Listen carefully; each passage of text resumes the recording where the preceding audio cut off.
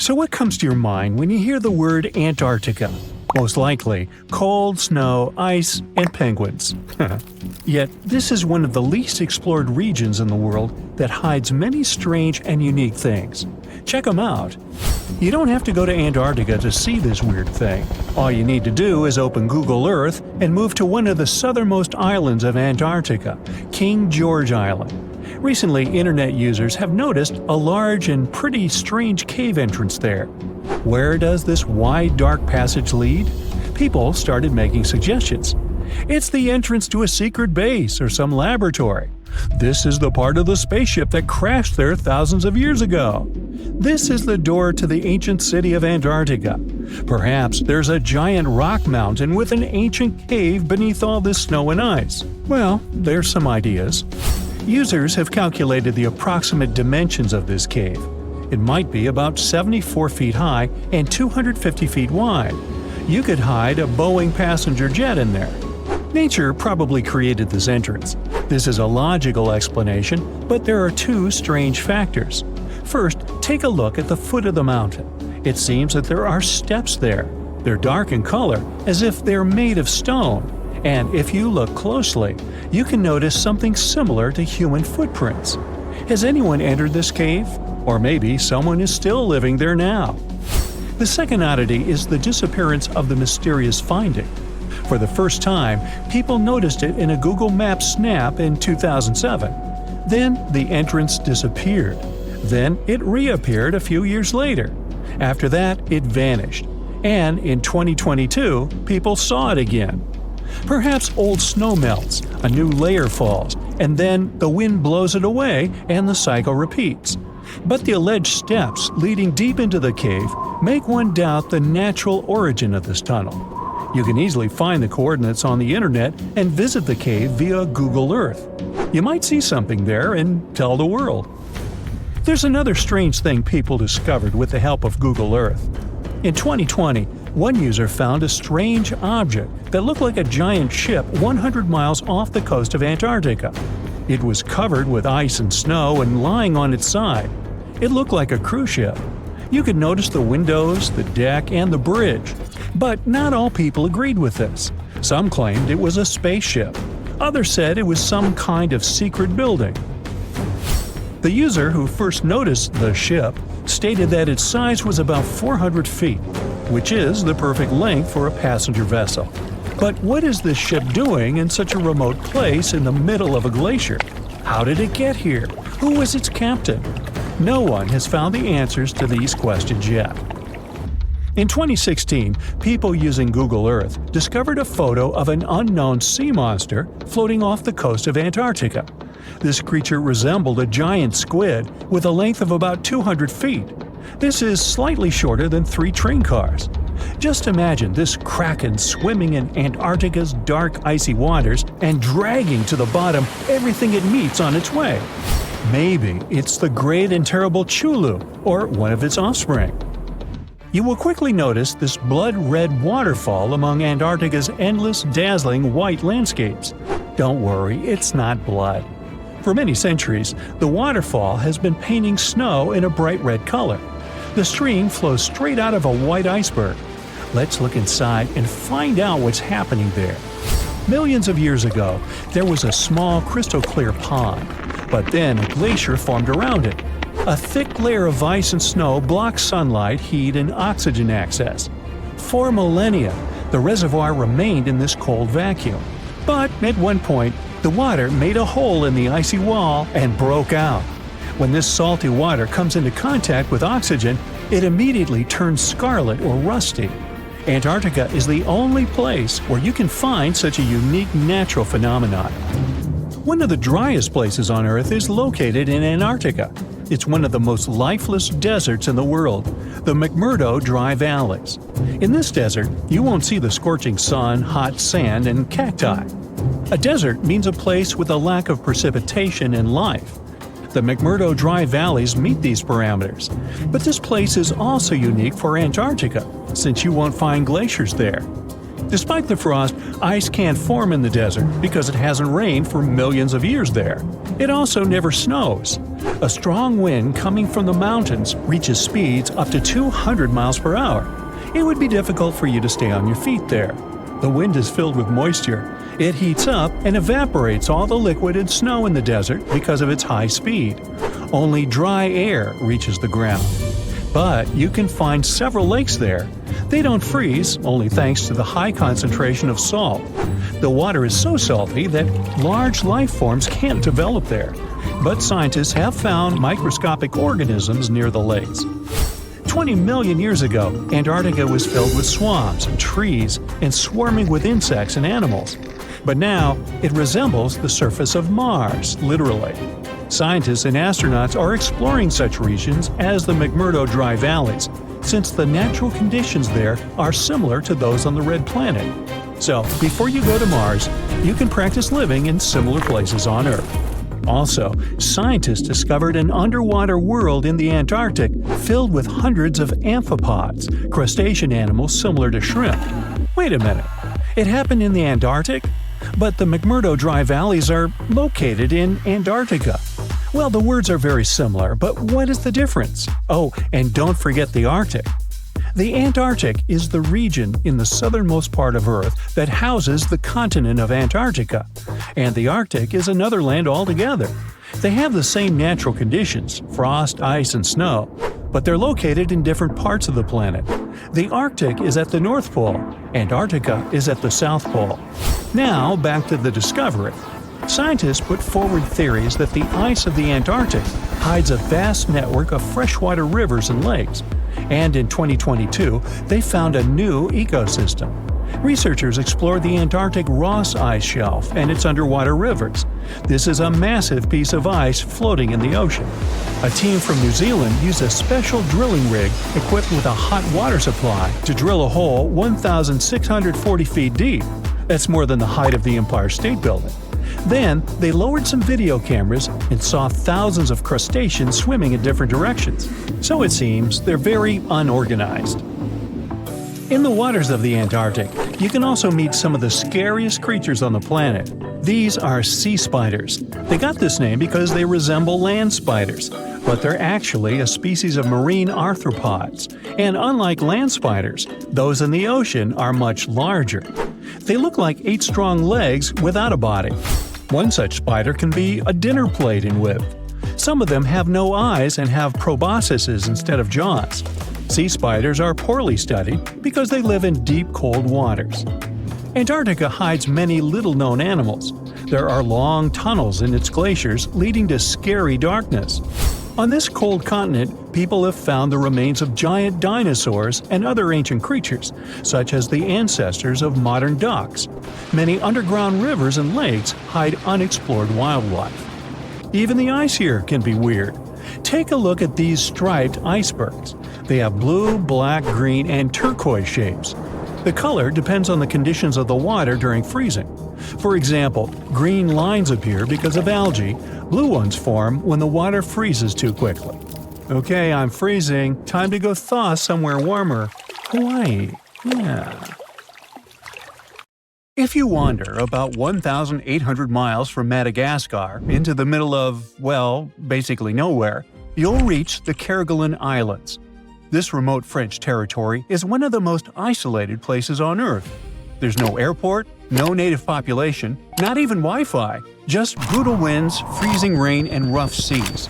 But this place also hides a massive secret beneath the water, because what you perceive above sea level is only the tip of something far bigger, the peaks of an enormous landmass that mostly sank into the ocean. We're talking about the Kerguelen Plateau, a lost, sunken continent. This is a big, mostly submerged volcanic plateau in the southern Indian Ocean. It sits about 1,900 miles southwest of Australia and is nearly 3 times the size of Japan. But don't bother trying to spot it on a world map, because to really see it, you'd have to dive deep. And I mean that literally, since big chunks of it now lie more than 6,000 feet under the ocean. Now, it wasn't always like this, though. For long stretches of time, large parts of the Kerguelen Plateau were above sea level, forming a huge microcontinent. That was roughly between 100 million and 20 million years ago. Back then, scientists think this land was covered in dense forests, packed with trees like araucarias and cypresses. But it wasn't exactly peaceful. Active volcanoes were everywhere, with lava flows probably spilling across the land. And not to mention the dinosaurs. There's some evidence that lizards and dinosaurs once lived there, but they were likely the smaller ones, not the big scary kind. Another cool theory is that the Kerguelen Plateau once acted like a long land bridge connecting Antarctica and India. People believe that for a long time, but more recent research suggests it's probably not true. Even back then, there were still huge stretches of open water separating these landmasses. But anyway, today the trees are gone, and those ancient volcanoes are quiet, hidden underwater. So, you might be wondering, how did this whole chunk of continent sink and basically disappear? Well, we'll get to that in a second. But first, we need to answer a basic question. How did the Kerguelen Plateau form in the first place? Well, our story starts about 130 million years ago. Back then, Earth had Gondwana, a giant supercontinent that included what are now South America, Africa, India, Australia, and Antarctica. But eventually, it began to break apart. And during that long, dramatic breakup that happened over millions of years, the Kerguelen Plateau was born. And it basically exists thanks to something called the Kerguelen Hotspot. The Kerguelen Hotspot is a region deep inside Earth where super hot melted rock slowly rises toward the surface. You can think of it like a steady underground burner, melting rock in the same spot for a very, very long time. And even though the hotspot stays put, Earth's outer shell keeps moving above it. So as the seafloor drifted over the Kerguelen hotspot, huge amounts of melted rock spilled out, cooled down, and stacked up, layer after layer. Over about 30 million years, that process built a massive mound of volcanic rock on the ocean floor. At the peak of the eruptions, it may have added around 7 to 8 inches of lava every year. To put that into perspective, that's enough new lava to fill about 184,000 Olympic-sized swimming pools, if there were that many. And little by little, that volcanic pile kept growing, bigger and bigger, higher and higher, until it finally rose above sea level and became the Kerguelen Plateau. But then, something strange happened. Over the last 20 million years, this landmass started to sink, slowly but steadily. Today, most of it sits roughly 3,300 to 6,600 feet below sea level, and only a couple of spots have managed to stay above water. One of them is the Kerguelen Islands, that French territory we mentioned earlier, and the other is the McDonald Islands, which belong to Australia. Okay, but how did all the rest of it sink? Well, continents don't end up underwater because they suddenly drop like stones. Instead, this process happens because Earth's surface slowly bends, stretches, and shifts over very long periods of time. The outer shell of the planet is broken into huge pieces, the tectonic plates. These plates float on a hotter, softer layer of rock beneath them, known as the mantle. When a continent gets pulled apart by forces deep inside Earth, its crust stretches out, gets thinner, so it starts to sit lower. And as it drops, the ocean doesn't come rushing in all at once. Instead, seawater slowly spills over the edges, flooding the lowest areas first and turning dry land into shallow seas. Meanwhile, the rock underneath cools down, and when it cools, it contracts and sinks, which pulls the surface down even more. On top of that, sediments keep piling up, almost like heavy blankets, adding extra weight and pushing the crust lower and lower. And that's basically what happened to the Kerguelen Plateau. Parts of it once rose above sea level and even had forests, but the sheer weight of all that basalt, along with shifting tectonic plates, gradually pushed it back down into the deep ocean. In the end, only the highest volcanic peaks stayed above water, and those are the islands we see today. Now, here's a big question. If most of it is underwater, can we still call it a continent? Well, in a way, yeah. In fact, scientists have described it as a microcontinent since the 1970s.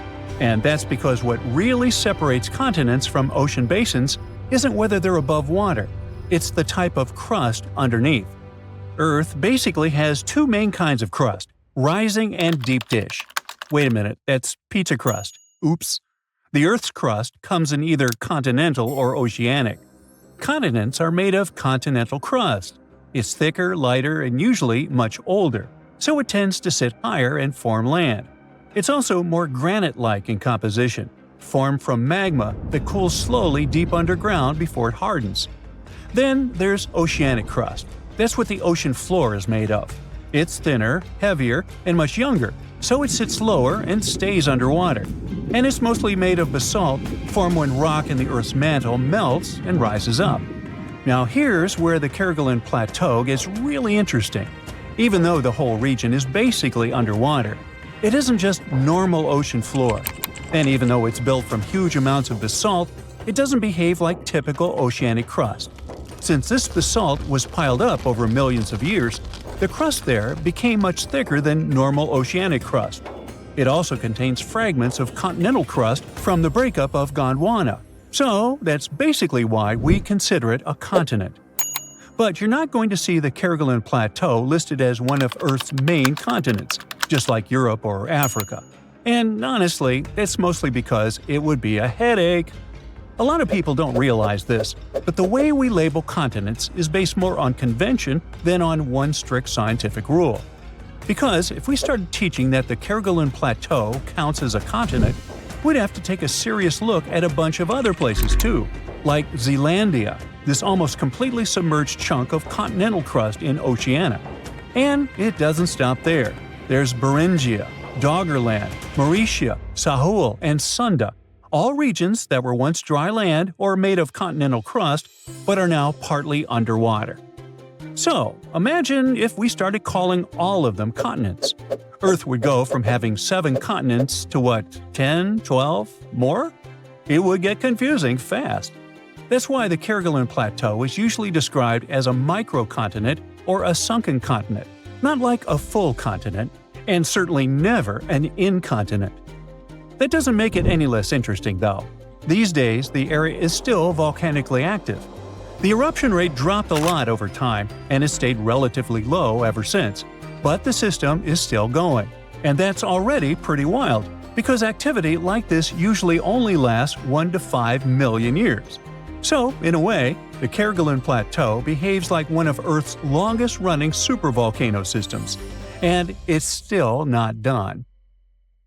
If you had landed on Earth a really long time ago, about 1.5 billion years in the past, you wouldn't have recognized our planet. At that time, all the land was stuck together in one giant supercontinent called Nuna, which was surrounded by an endless ocean. But if you had stuck around, you would have witnessed a planetary-scale disaster, Nuna falling apart. But the most amazing thing is that apparently, when Nuna started breaking apart, it kicked off changes that made Earth a much better place for life.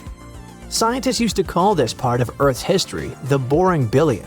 It lasted from about 1.8 billion to 800 million years ago.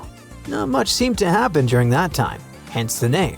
No big climate changes, no bizarre life forms, and nothing very dramatic. Turns out the name isn't very fair. Things may have looked calm on the surface, but underneath, Earth was changing a lot. Continents were moving, splitting apart, and coming back together. 2 massive supercontinents, Nuna and later Rodinia, formed and broke up during this time. When Nuna began to break apart, huge cracks opened between the drifting land pieces. Water filled those spaces, creating shallow seas. Those seas were warmer, calmer, and had more oxygen than the deep oceans that existed before. And that might have changed everything. The new seas created friendlier conditions for life to grow and change. Scientists now think they may have helped early life become more complex. They looked back 1.8 billion years and rebuilt how Earth's tectonic plates moved over time. Plus, they tracked how carbon was stored inside the planet and released into the air. The researchers did this using a new advanced computer model that gave way more detail than they had ever had before. They found out that during the 350 million years of the so-called Boring Billion, the amount of shallow seas along the edges of continents doubled. Altogether, these coastlines stretched about 81,000 miles. That's more than 3 times around Earth at the equator. At the same time, subduction zones, places where one tectonic plate slides under another, actually got shorter as the continents shifted around. This is important because subduction zones are where a lot of volcanoes come from. When one plate sinks under another, seawater gets dragged deep into the Earth. That water helps rocks melt, creating magma. The magma rises, erupts as volcanoes, and releases gases like carbon dioxide into the atmosphere. So when there were fewer subduction zones, there were fewer volcanoes, and less carbon dioxide was pumped into the air. It went like this. The supercontinent Nuna broke apart, and it created lots of brand new ocean floors in young seas that didn't exist before. These new ocean floors pulled carbon dioxide out of the air. Seawater flowed into cracks in the ocean floor. When that happened, carbon got trapped in rocks, forming limestone. Over time, this process locked carbon away inside Earth instead of letting it stay in the atmosphere. With less carbon dioxide, Earth slowly cooled down. That cooler climate helped the new shallow seas become stable and rich in oxygen. Such calm, oxygen-filled environments are perfect for life to become more complex. Those huge shallow seas near the continents acted like safe nurseries for early life. They may have helped eukaryotes evolve faster. Eukaryotes are living things with complex cells. Cells that have parts inside them, like a nucleus that holds DNA. Every animal, plant, and fungus on Earth comes from these kinds of cells. So when eukaryotes appeared, it was a huge moment in the history of life. Scientists already knew that eukaryotes showed up during the Boring Billion because of fossils that are about 1 billion years old, but they didn't really know why this happened at that time. Now, scientists want to find better preserved early eukaryote fossils to learn exactly how complex life first evolved. Life on Earth started over 3 billion years ago. It began with tiny, simple microbes and slowly turned into a huge variety of living things. We still don't have a clear answer about how living things came out of that early primordial soup, but even though there's no final answer yet, scientists have come up with several theories to try to explain how life on Earth may have started. Some scientists think lightning helped start life on Earth. The idea is pretty simple. Lightning is a powerful spark, and sparks can cause chemical reactions. In a famous experiment from 1952, scientists showed that electric sparks could turn simple gases like water vapor and methane into amino acids and sugars, which are basic building blocks of life.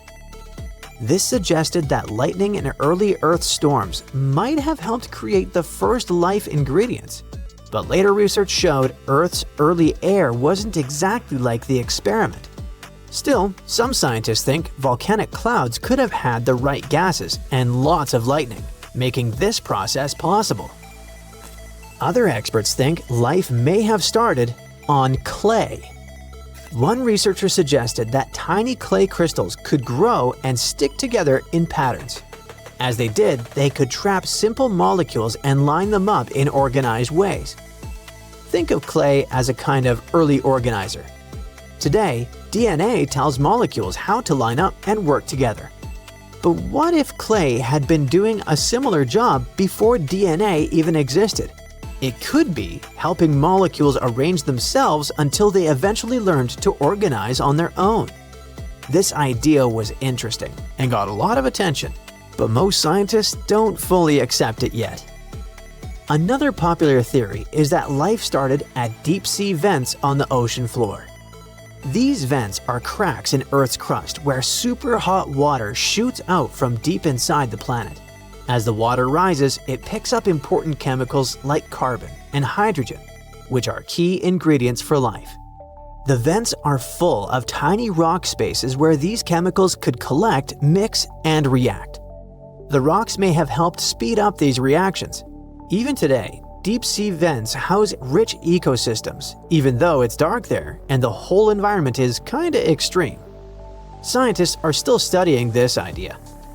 In 2019, Researchers even created early life-like structures in lab conditions similar to these vents. Such an experiment showed that this theory could really work.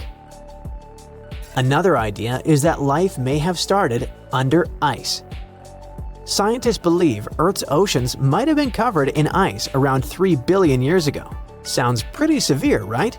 But the cold may have actually helped life get started. Many of the chemical building blocks of life, like simple amino acids, are more stable at low temperatures. In warmer water, these molecules break down quickly and are spread far apart.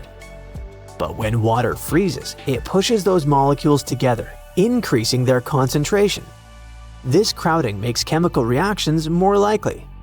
So, let's say the molecules were packed closer together and were breaking down more slowly. In this case, they had more chances to link up and form more complex structures. Ice may have also acted like a protective blanket. It could shield the water from harmful ultraviolet radiation from the sun and from damage caused by meteor impacts. Another idea is that life didn't start on Earth at all. This theory is called panspermia, and it suggests that life came from space. Scientists know that big asteroid impacts can blast rocks off of planets. For example, rocks from Mars have been knocked into space before, and some of them ended up on Earth. Some researchers think tiny microbes might have survived inside space rocks during the journey. If that's true, life here could have started thanks to visitors from Mars, or some other cosmic world. Others go even further and suggest that life could have traveled on comets or space dust from completely different star systems, hitching a ride across the galaxy. At the same time, even if panspermia is real, it doesn't fully solve the mystery. It just moves the question somewhere else. Instead of asking how life began on Earth, we'd need to ask, how did life begin anywhere in the universe? The Tower of London is the ultimate symbol of royal power. For nearly 1,000 years, it housed kings, queens, and the crown jewels. It served as a fortress, palace, and prison. It is one of the most studied and documented historic sites in the world.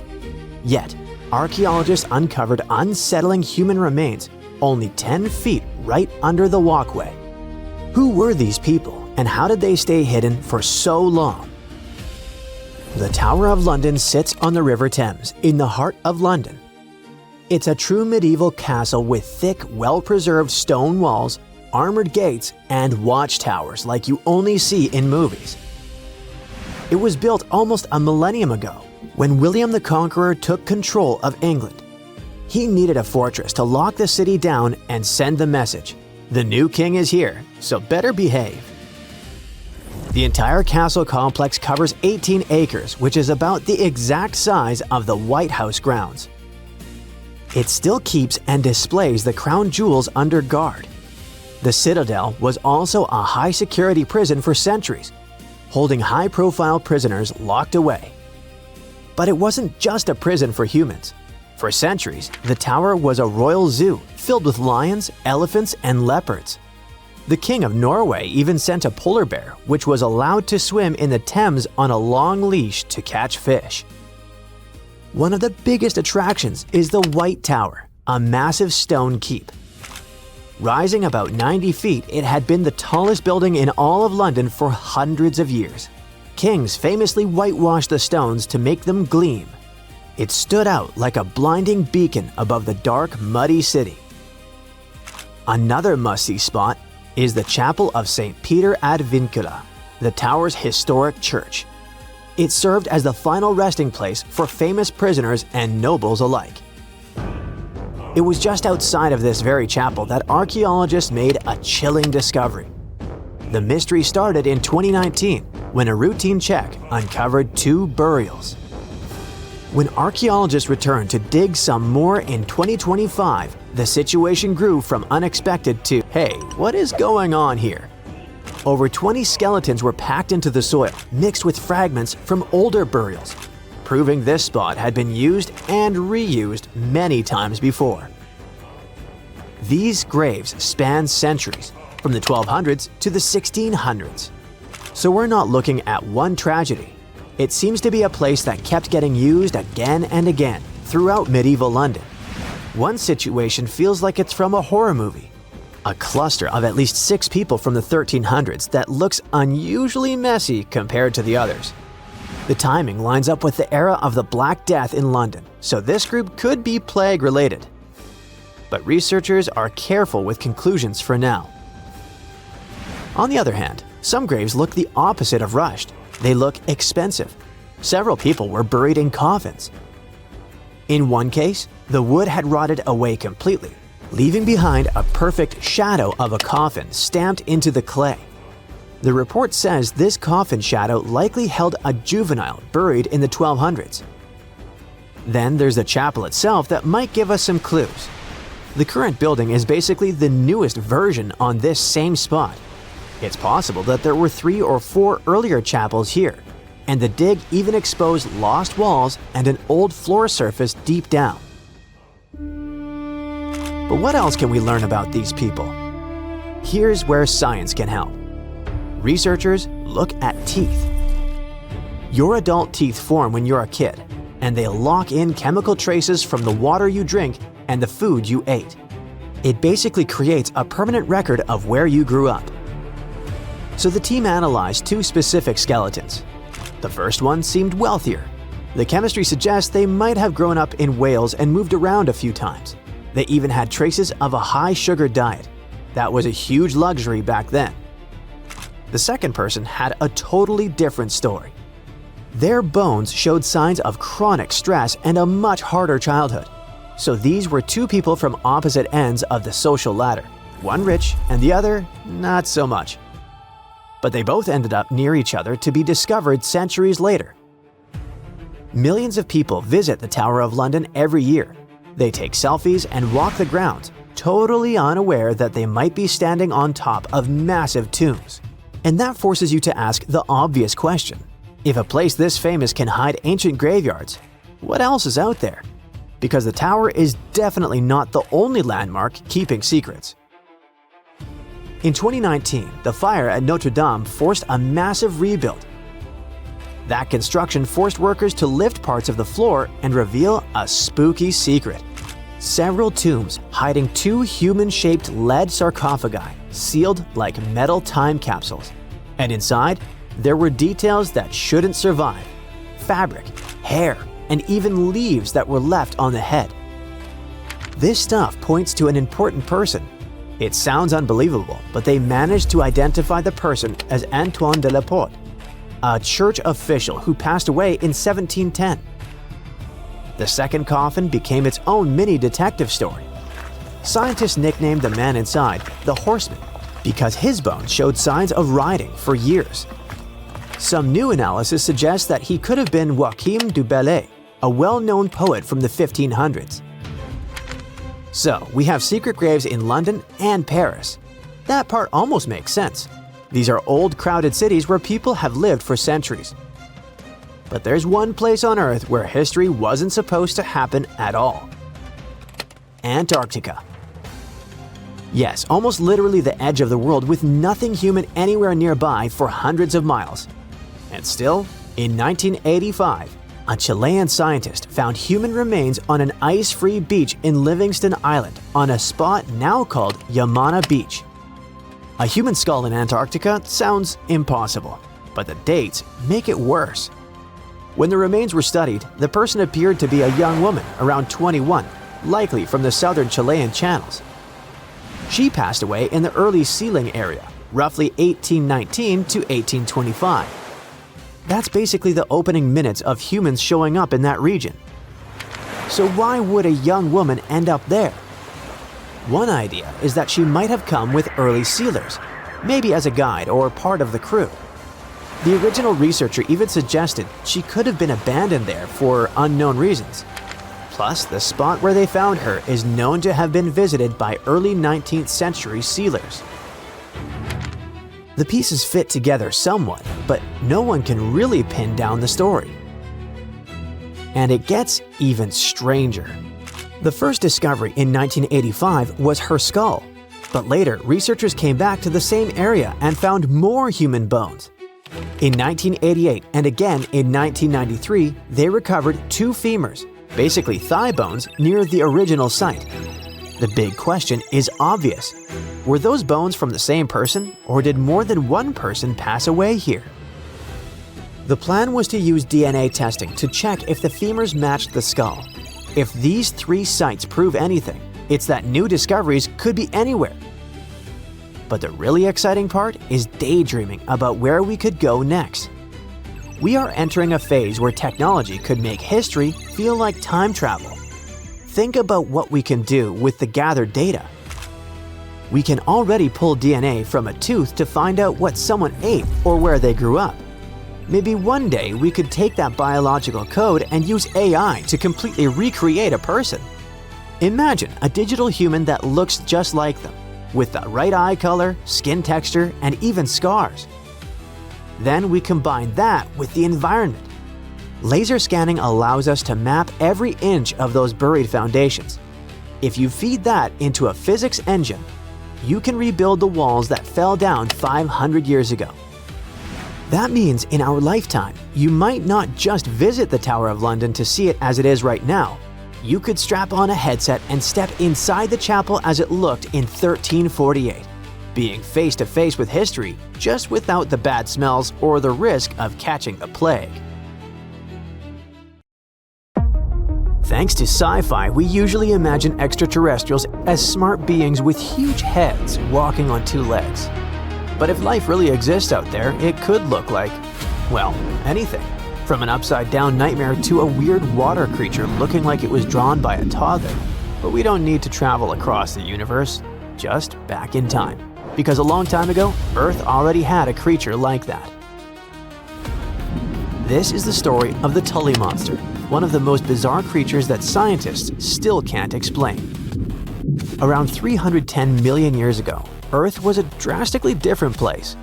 Today, our continents are scattered like pieces of a broken plate, but back then, during the Carboniferous period, the planet had one supercontinent, Pangaea. That was more than 200 million years before a T-Rex was chasing down a Triceratops. Huge areas were covered in warm, shallow seas and swampy coastlines, with thicker air and higher oxygen levels. Oceans were filled with creatures that never made it past evolution's experimental phase, like this little guy. At one point, the area that's now Illinois was just shallow coastal waters and muddy shores. Sediment from rivers often buried marine creatures, and sometimes trapped them in iron-rich nodules before they could rot away. That's how soft-bodied animals, which usually don't leave fossils, were preserved in detail at a spot known as Mason Creek. Every single Tully monster fossil we know of comes from this one place. It's entirely possible that these strange creatures were swimming all over the prehistoric world. But this could be the only graveyard that had the needed chemistry to preserve their bodies until we found them. But wait, what exactly is this thing? Well, first off, it was named after Francis Tully, the Illinois fossil collector who first found it and brought it to scientists. And second, it wasn't a monster, that's for sure. The animal was pretty small, usually only about 3 to 14 inches long. It had a soft, swimming torso shaped like a thick worm or a slug without any hard shells or bones. But its front end was both the coolest and the weirdest part. It had a long, flexible nozzle sticking out of its face, almost like a vacuum hose, except at the end of that hose was something resembling a claw. The snout itself wasn't rigid, it could extend and bend, similar to how an elephant uses its trunk, or how an octopus reaches with an arm. So instead of biting prey directly, it probably reached out with its face tentacle, grabbed a snack, and pulled it in. Its eyes were another weird, one-of-a-kind feature. They were positioned on a stiff horizontal bar extending from its head, with one eye at each end. This setup gave it a wild field of view, similar to how a periscope or side-mounted cameras can help you see more. Most animals fall into 2 groups, vertebrates and invertebrates. Vertebrates have a backbone like fish, dinosaurs, dogs, and us humans. Invertebrates don't, like worms, snails, and insects. The Tully monster is one of the rare cases where scientists still argue what it was. When scientists look at the fossils, they see a pale stripe running down the middle of the body. One group says that's just a gut line, which would put the Tully monster in the squishy invertebrate camp. meaning it was a weird swimming slug. But another group claims that it was a notochord, a kind of primitive stiffening rod that evolves into a spine. If they're right, that would make the creature a vertebrate, a distant cousin of fish and even us. Basically, all of this makes the Tully monster a mix of a fish, a worm, and a crab, something never found since. Based on that soft, squishy body and little stabilizer fins, we know the Tully monster wasn't exactly racing other fish. It wasn't fast like a shark. It was more of a slow-motion cruiser. It probably drifted through the water using that long snout to poke around in the mud for jellyfish, sea cucumbers, or maybe even some rotting stuff. Despite its scary-looking claw and eyes, we can't tell for sure if it was a predator. The Tully monster was pretty well adjusted, so we don't know why it went away. If we look at the fossil record, this creature had disappeared way before the massive extinction events wiped out the dinosaurs or the earlier marine life. There wasn't an asteroid or a volcano involved. Perhaps it vanished because its home wasn't the same anymore. Remember, the Carboniferous period was a wet, swampy world. But as time went on, Earth's climate shifted. Tropical estuaries dried up and the chemistry of the water changed. This probably caused Tully's specific playground to disappear. As far as we know, the monster left no genetic heir. Usually, if an animal goes extinct, it leaves behind a cousin or a descendant that evolves into something else. Dinosaurs left us birds. Ancient fish left us, well, modern fish. But the Tully monster remains unique. There's nothing alive today that looks remotely like it, and that's exactly why scientists are still pulling their hair out trying to classify it. We aren't confused because we're missing the pieces. In fact, we have over 2,000 fossils. We're confused because we have nothing to compare it to. And who knows, oceans are largely unexplored, so we might run into some new creature eventually that will add new pieces to the evolutionary puzzle. The Tully monster might be the captain among the weird prehistoric swimmers, but it definitely wasn't alone. If we look back at the fossil record, especially during the Cambrian and Permian periods, we'll find a whole gallery of evolutionary experiments that look like they were designed by a committee of ETs. For example, we had hallucigenia, our upside-down creature. When scientists first found fossils of this tiny worm-like creature, they didn't know which side was up. On one side of its body, they saw long, sharp spines. On the other, they saw soft, stubby protrusions. They assumed the tough parts were legs and the soft protrusions were tentacles on the animal's back. Years later, better fossils revealed it was actually the other way around. The whole animal was put together upside down. The spines were like defensive spikes sticking up, and the softer parts were actually short legs meant to touch the ground. In other words, it wasn't walking on stilts at all. It had been upside down the whole time. Then there was Opabinia. This thing looks like a shrimp that got extremely confused. Most animals are happy with 2 eyes. Spiders have 8, but Opabinia decided it needed 5 for some reason. 5 mushroom-shaped eyes found out on its head, giving it a 360-degree view of the world. And if that wasn't enough, it had a long, flexible nozzle sticking out of its face, kind of like that of the Tully monster. When this animal was first presented at a science conference in the 1970s, the room actually erupted in laughter because everyone thought it was a practical joke. Finally, there was a creature called Helicoprion. At first glance, it looks like a shark. But look at the mouth. Instead of a normal jaw that opens and closes like a hinge, it had something called a tooth whorl. As it grew new teeth, the old ones rotated inward, creating a literal spiral of teeth in its lower jaw. It looked like a circular saw blade embedded in its chin. Scientists spent decades arguing about where this saw blade actually went. Some put it on the nose, some on the tail, until they finally realized it was inside the mouth. All of these creatures, the Tully monster, the upside-down worm, the 5-eyed shrimp, and the buzzsaw shark, remind us of one thing. We think we know what life looks like, but the history of our own planet proves that biology can be stranger than any sci-fi movie. We shouldn't assume evolution follows a straight line toward normal animals like us. Sometimes it takes a detour into the Twilight Zone. Warning: if you're a devoted fan of ETs and accept every story about contact with them as fact, you might want to skip this video. What you're about to hear is the hard truth, and yes, it may be disappointing. On the other hand, if the idea of them makes you uneasy, this video might actually put you at ease. And if you don't believe in those little green cuties but constantly find yourself debating people who do, just show them this. First, you need to know that there's no solid evidence that intelligent extraterrestrial life exists. What does exist is strong evidence that all the so-called ET incidents you've heard about during your whole life actually have very reasonable explanations. One of the most famous examples is the Roswell incident. On July 8, 1947, a strange object crashed on a ranch in the state of New Mexico. It was described as a flying disc. First, a local newspaper reported the story. Then the incident spread across the entire country. People claimed it was the crash of an ET spacecraft. Authorities said the object was a meteorological balloon. People didn't believe them. Rumors exploded. Many theories spread everywhere. Years later, after all the hype slowed down, the truth finally came out. The flying disc was part of a top-secret government project, a high-altitude balloon designed to detect signs of nuclear testing.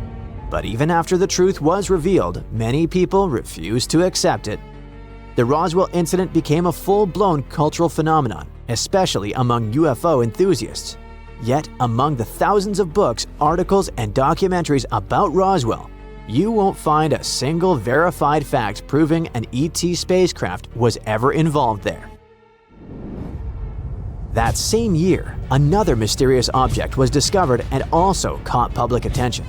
No one knows exactly where it landed, but many people connect it to the Roswell incident. At first glance, this metallic fragment seemed extraordinary.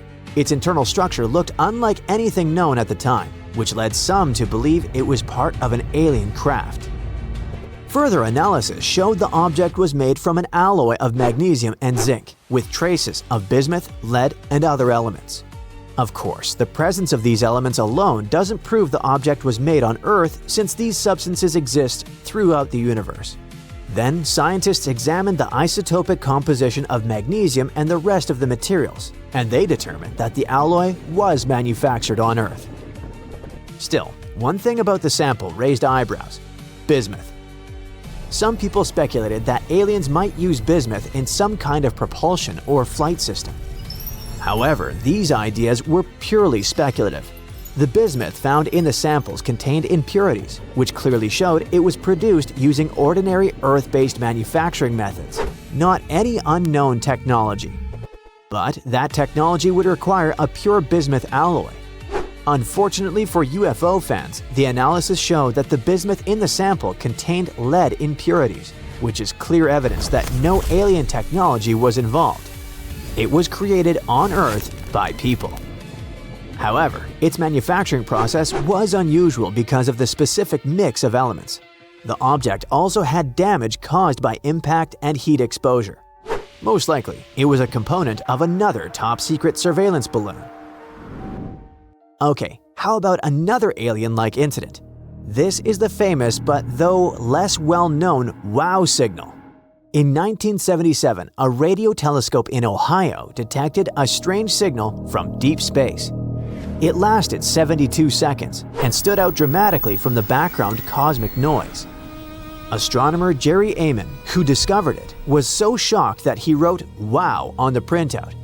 The scientific community briefly suspected that this radio signal might be a message from alien technology, but it was never detected again.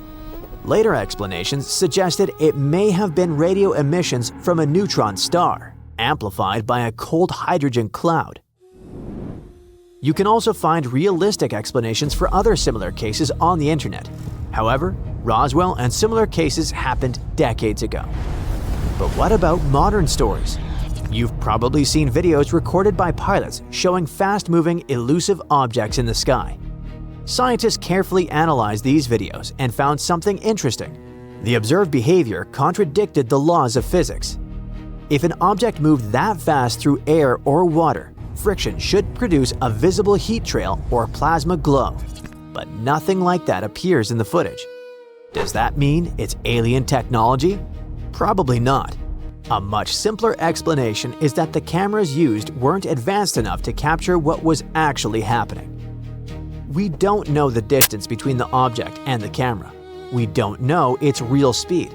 It could be a visual artifact, a sensor glitch, or a lens distortion. If you still believe these recordings show real UFOs, ask yourself this: why, after all these years, do we still have no high-quality footage? Why is it always low resolution, blurry, and often black and white? Millions of unclear images mean nothing compared to a single, clear, high-resolution video, and we don't have one. The probability that UFO sightings are optical illusions or sensor errors is far higher than the probability that they represent alien spacecraft.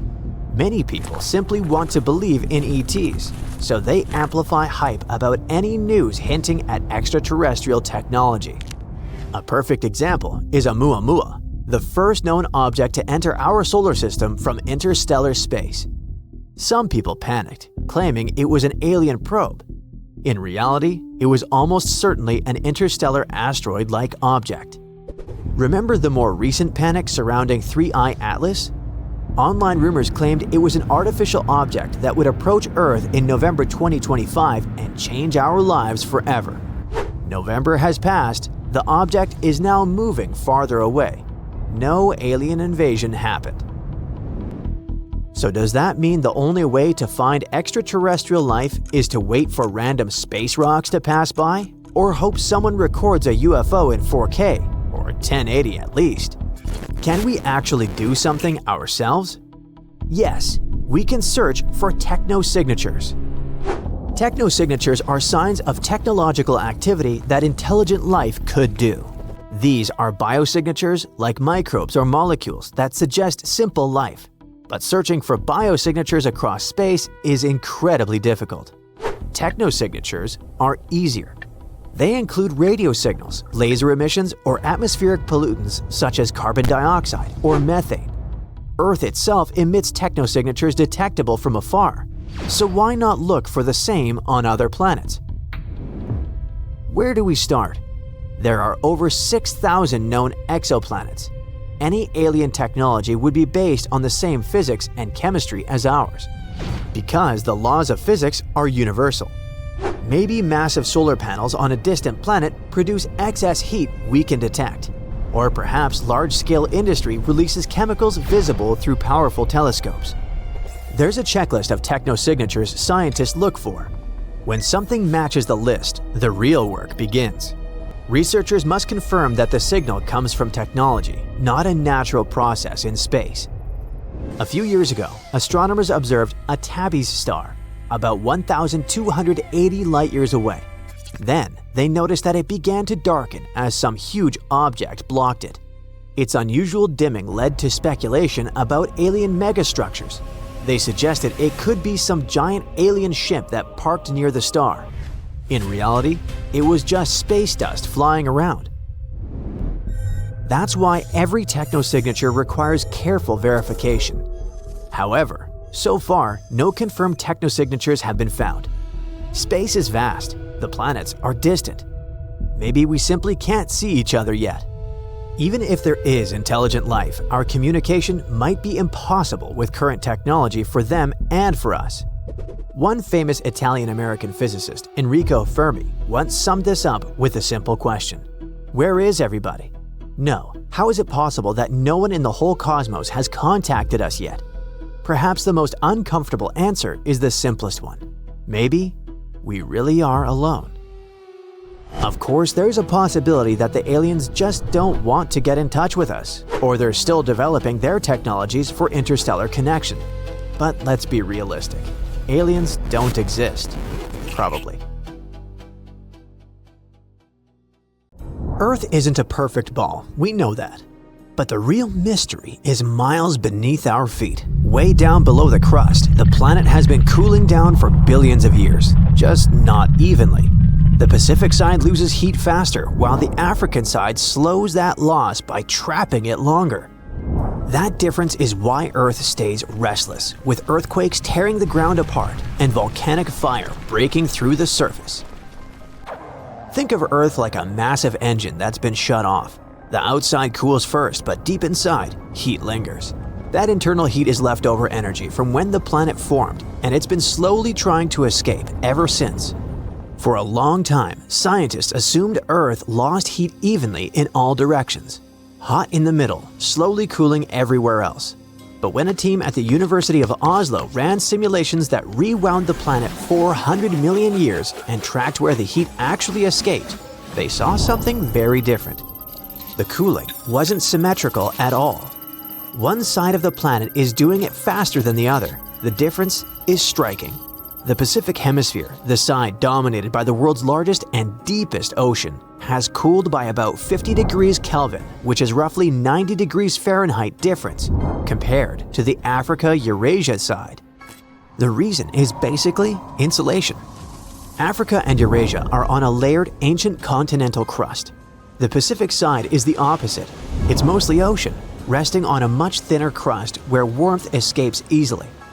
Plus, the cold seawater on top pulls that heat out non-stop. Because the Pacific side is cooling so fast, the rock deep underground is getting heavy and sinking back toward the core. It's like a giant slow-motion conveyor belt that drags the Earth's crust down with it. Heavy materials sink. As it sinks, it pulls on the edges of tectonic plates, creating stress, trenches, earthquakes, and chains of volcanoes. Most of Earth's earthquakes and volcanoes happen in a giant loop called the Ring of Fire. This is where the ocean floor gets cold, heavy, and sinks deep into the planet. All that sinking rock travels thousands of miles down until it slams into a massive continent-sized structure sitting right near Earth's core. Scientists call this a blob because the heavy ocean floor is constantly falling on top of it. The Pacific blob is squashed flat and pinned down, sitting heavy and locked in place. But the other half of the world is doing the exact opposite. Under Africa, there aren't many sinking plates to act as a weight. Without that pressure holding it down, the African blob is free to grow tall and light. It pushes upward, lifting the ground from below and reshaping the entire continent. In fact, that rising bubble is already starting to tear the surface apart. In East Africa, a massive crack known as the Great Rift Valley is slowly opening up as the ground is pushed from below. Eventually, the pressure will become so high that Africa will literally split in two, allowing a brand new ocean to rush into the gap. There's a cool theory that suggests these blobs might actually be the remains of an ancient planet named Theia. Some researchers believe that Theia crashed into Earth billions of years ago, and while part of it broke off to form the moon, some heavy chunks might have sunk deep inside our planet. So, the reason our interior is so lopsided might be because we literally have pieces of a different world buried inside our own. But that's just a wild theory. Whatever their origin, the blobs matter because they help split the planet into two different behaviors. On the Pacific side, cold slabs keep sinking down and piling up. On the opposite side, heat builds up deep and pushes upward over time. One half is dominated by downward motion, the other by upward motion. And this imbalance doesn't stop at the mantle. It shows up at the very center of the planet because Earth's inner core is still growing. Liquid iron around it gradually turns solid and attaches to the core. This process doesn't progress at the same rate everywhere. One side of the inner core builds up faster than the other. This might sound like it should throw the planet off balance, but it doesn't. Earth's interior isn't rigid like a solid metal ball. Over time, stuff inside can gradually move around.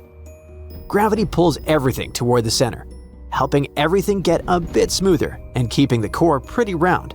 But pretty round doesn't mean perfect. If you want a real example of how uneven Earth is on the inside, look at the Indian Ocean. Where there's more mass underground, gravity pulls a little harder. Where there's less mass, it pulls less.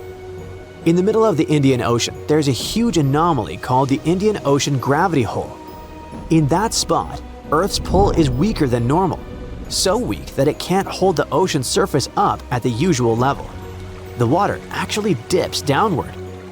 You wouldn't notice it sailing through, but you'd technically be sitting about 300 feet lower than the rest of the world's oceans. It's an invisible valley in the sea caused entirely by missing mass deep inside the planet. However, Earth isn't the only world hiding a messy interior behind a smooth surface. Even the Moon is like this. Over billions of years, Earth's gravity slowed the Moon's rotation until it locked into place, keeping one face permanently pointed toward Earth. That's what we know as the near side and the far side. This mattered early in the Moon's history. The near side always faced Earth, while the far side always faced deep space. That long-term setup affected how heat was stored and released inside the Moon.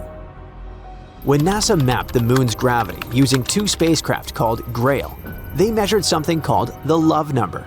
It's a value that tells scientists how much a planet or moon flexes under gravity. The Moon's love number turned out higher than expected, which meant its interior was softer than it should be. When scientists looked closer at the gravity data, they found that most of this flexibility came from the side facing Earth. The Moon's near side is softer and warmer deep down, while the far side is cooler and more rigid. Measurements suggest the near side mantle is significantly hotter and more volcanic. That difference shows on the outside. Because the near side was so hot and soft, ancient lava could easily punch through the crust and flood the surface. That created those big dark patches we see at night. On the other hand, the far side stayed colder and stiffer, so the lava never flowed the same way. Back on Earth, the Pacific has another quirk worth mentioning. Our planet isn't just spinning in place. It orbits the Sun at over 66,000 miles per hour, and the entire solar system is moving through the galaxy like a car driving through a swarm of bugs. Over long periods of time, objects drifting in from deep space are more likely to hit the side of Earth that's moving forward. And because the Pacific Ocean covers such a huge stretch of that side of the planet, it naturally ends up catching more impacts than smaller oceans or continents.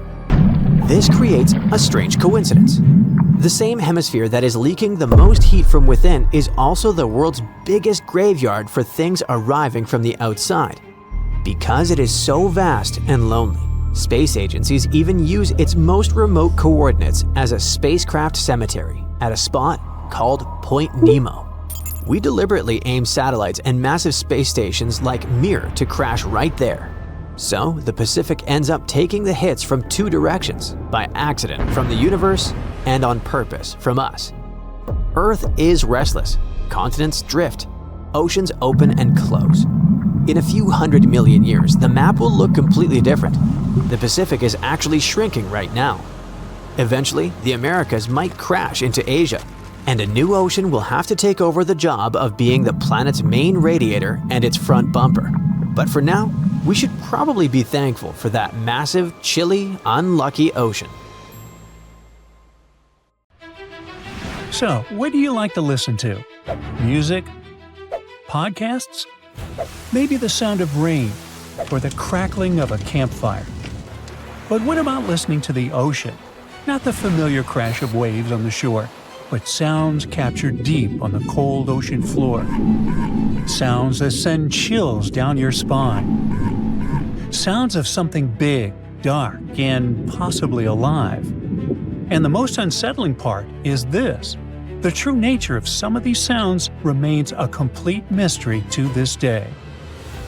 In 1997, something strange echoed through the Pacific Ocean. Deep beneath the surface, far off the coast of South America, a sound appeared so powerful that it instantly unsettled scientists. It was ultra-low in frequency, massively loud, and unlike anything recorded before.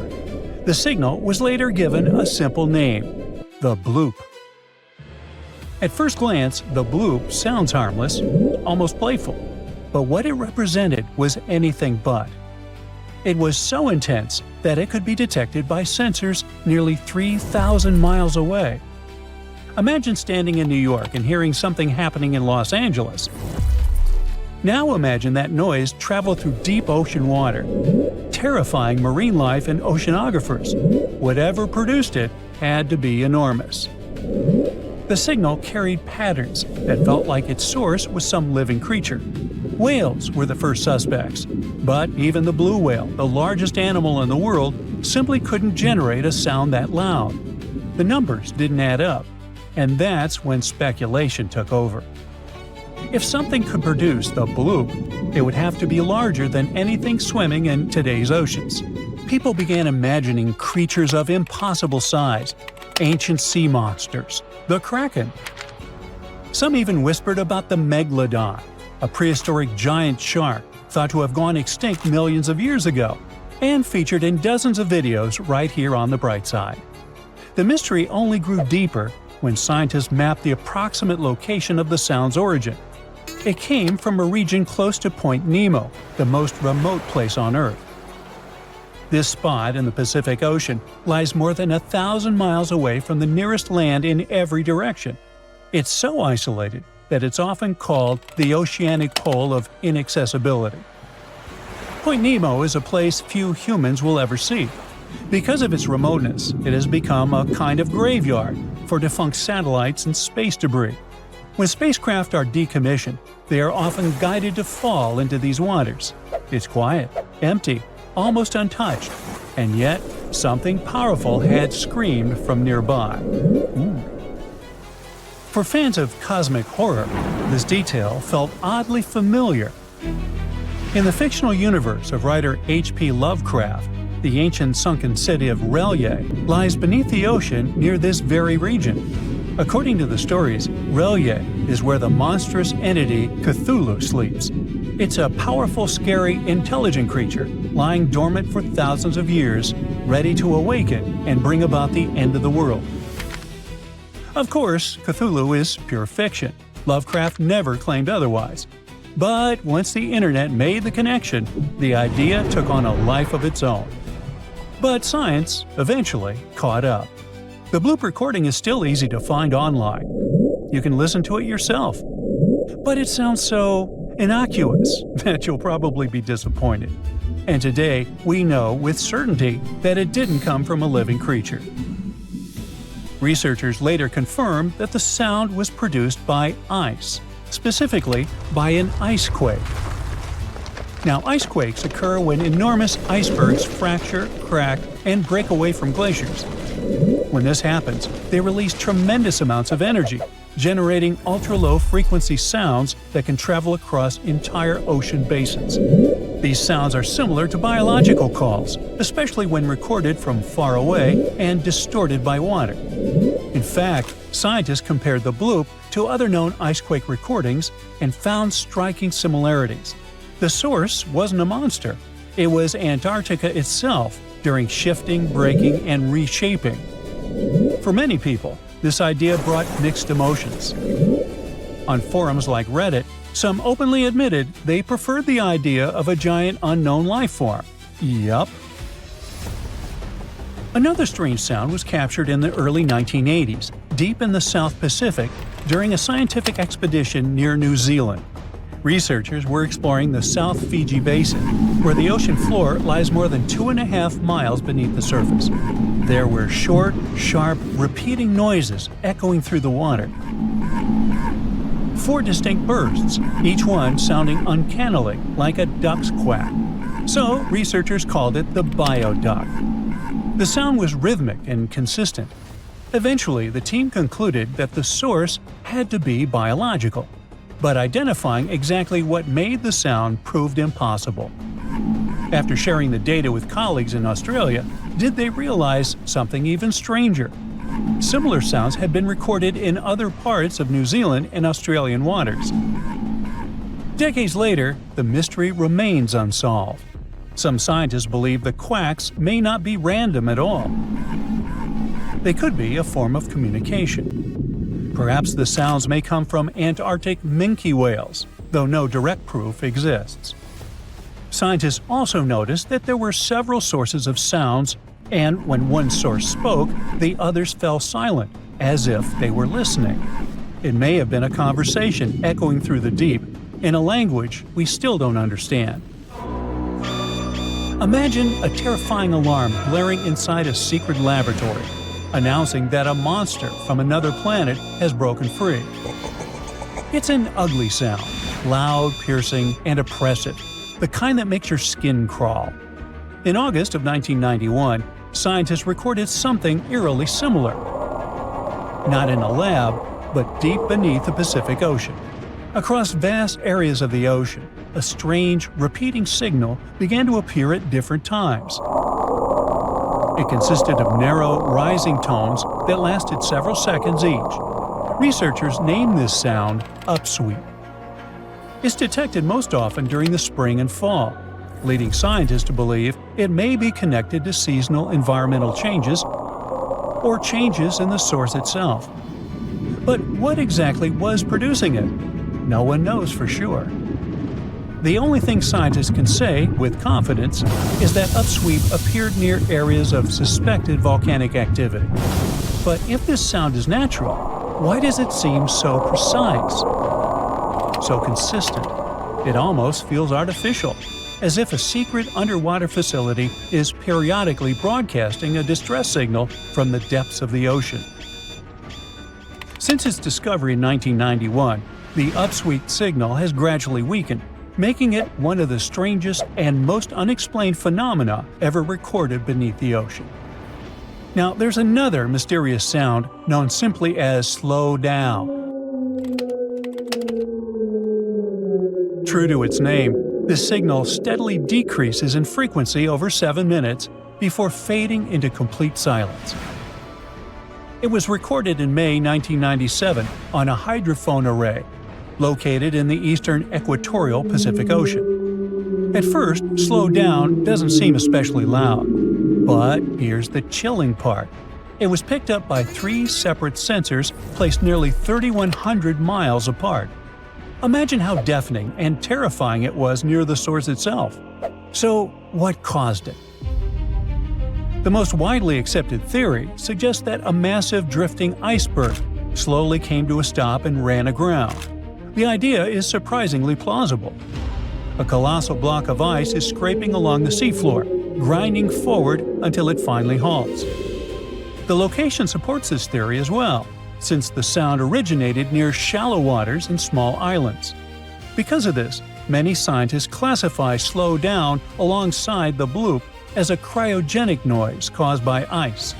Still, it remains just a theory.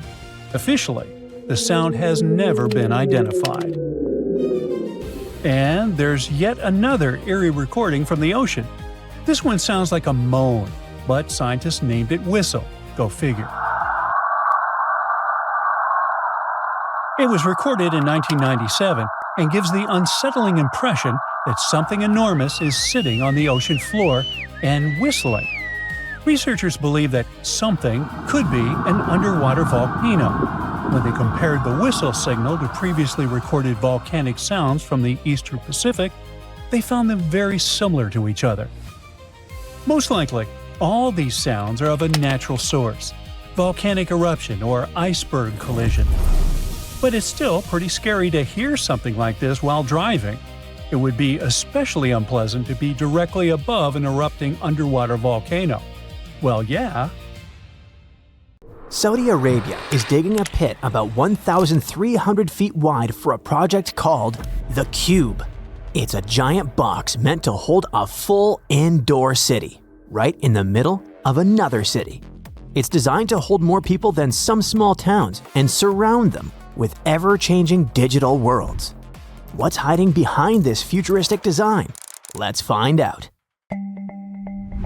Sure, a sci-fi Minecraft block in the middle of a historic city would definitely be a landmark, but for these architects, that is just a side quest. They actually want to create a full-scale metropolis inside a single structure. This cube, known as the Macabre, will be the center of a brand new downtown district in Riyadh.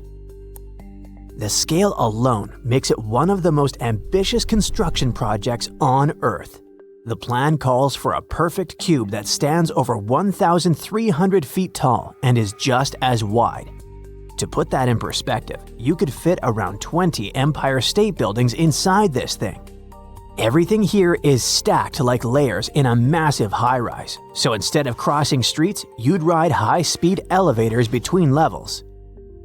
Inside that box, the plan is to build a colossal hall in the center.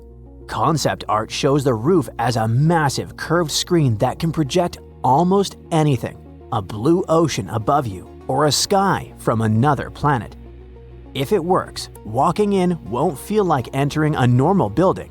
It might feel like stepping into a different dimension. In the middle of that big space, there's a plan for a spiral tower. It's supposed to be even taller than the Eiffel Tower and have hotels, restaurants, and movie theaters inside. If you manage to book a room there, don't expect to see regular streets out your window. Instead, you'll get a view right into a massive hall, showing whatever cool digital scene is playing at that time. Surrounding this core, the rest of the cube is organized into layers that function like neighborhoods. It's a mix of homes, workplaces, and visitor areas with museums, indoor parks, and huge shopping districts. It's also supposed to have its own internal transit system to move you around, so you never have to step outside. In theory, this single building could house around 400,000 people at the same time. Saudi Arabia isn't spending this kind of money just to collect cool drone shots. The country wants less of its future tied to oil and more of it tied to visitors, tech companies, and big international events. New Murabba, the district around the cube, is supposed to turn Riyadh into a once-in-a-lifetime sightseeing destination. On paper, the cube works like a city-sized resort mashed together with a business district. If you live there, you sleep in the tower, work in the layers around it, and go out to parks, malls, and digital-themed worlds without ever stepping outside. For tourists, it's a giant, all-inclusive future city experience in a box. The timing is no accident. Riyadh is hosting the World Expo in 2030 and the World Cup in 2034. Millions of people will fly in with cameras in hand. If the cube is finished by then, it will instantly be on every influencer reel and every top 10 things you won't believe exist on Earth video. That's the kind of free marketing you can't buy later. This entire dream world comes with a price. The wider New Murabba project, with the cube as its centerpiece, carries an estimated cost of around $50 billion. That's the annual economy of a small country poured into one district. Early satellite images showed an empty patch of desert on the edge of the city. Later images from 2024 show a huge square crater exactly where the cube is supposed to stand. Crews have already ripped out around 353 million cubic feet of earth, enough to fill thousands of Olympic pools. Zoom in and you'll see rows of excavators chewing through the ground like a metal army. That means we're way past the "is this fake" phase. Construction is already underway. The real question now is much tougher. Can you actually turn this thing into a working vertical city in one of the hottest capitals on the planet on time without creating the world's most expensive cautionary tale? First, there's the desert problem. Riyadh sits in the middle of a desert where temperatures can be extreme. In summer, afternoon temperatures can sometimes go past 113 degrees Fahrenheit and stay there. Now, a giant sealed box sounds like a perfect way to trap heat, which is great if you want to cook vegetables, but not so great if you want a comfortable city. The architects get it, so they designed the shape to help with temperature control. Instead of a flat box, the cube is wrapped in overlapping triangular panels based on traditional Najdi patterns. These triangles break up the harsh desert sun and add more shaded surface. They also leave small gaps where air can move through. The basic idea is simple: block some sunlight to keep the inside cooler. Even with that clever shell, cooling a place like this is still a huge job. You're basically trying to air condition a small city that someone stacked upright. Every single degree outside, every sandstorm, Every long summer day pushes the system harder and sends the energy bill even higher. Then there's the fake sky problem. In the concept art, the center hall looks like something out of a sci-fi game. The ceiling and parts of the walls turn into one giant curved screen, so you don't just walk into a decorated lobby. You walk into an ocean scene, or a fantasy city, or a Mars landscape that surrounds you on all sides. That kind of trick already exists in a smaller form. The Sphere in Las Vegas, for example, covers its interior with huge LED screens and throws people into moving digital worlds. The Cube wants to push that even further. Its dome would need a display that's many times larger and can give high-end results without overheating. All of this has to fit inside a very unusual building. A normal skyscraper is just a tall tower, and engineers know how to handle that. The Cube is more like a giant hollow block with a big empty space in the middle and whole neighborhoods stacked around it. It still has to stand up and hold the outer walls, plus the central tower and dome, while the inside somehow doesn't turn into a cramped maze. Then there's the people problem. On a busy day, you've got crowds moving around. In an emergency, you'll need to get them out fast. That's hard enough in a normal mall, let alone in a stacked mini city. While the Cube looks like something from another planet, the main idea isn't.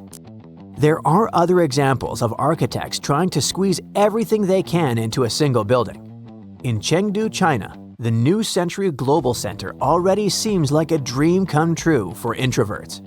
It's huge enough to feel like a mini city under one roof.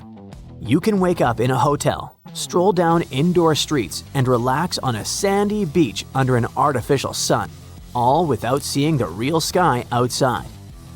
Just outside Berlin, there's a huge old airship hangar that's now the Tropical Islands Resort. It's big enough to fit the Statue of Liberty standing up inside. While the countryside can be covered in snow, people inside are swimming in warm water, walking past palm trees, and hanging out under a fake summer sky. Saudi Arabia isn't new to giant futuristic projects.